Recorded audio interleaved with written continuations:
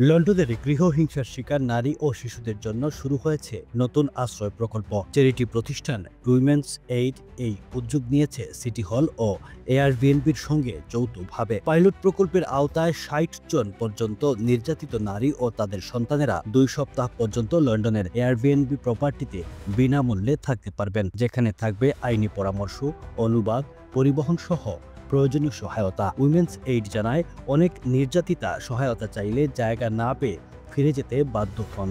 এই উদ্যোগ তাদের নতুন বিকল্প দেবে। মেয়র সাদিক খান প্রকল্পটিতে ৫০,০০০ পাউন্ড সহায়তার ঘোষণা দিয়েছেন। তিনি বলেন, গৃহহিংসা প্রতিরোধে এটি গুরুত্বপূর্ণ পদক্ষেপ, যা ভুক্তভোগীদের নিরাপদ আশ্রয় দিতে সহায়তা করবে।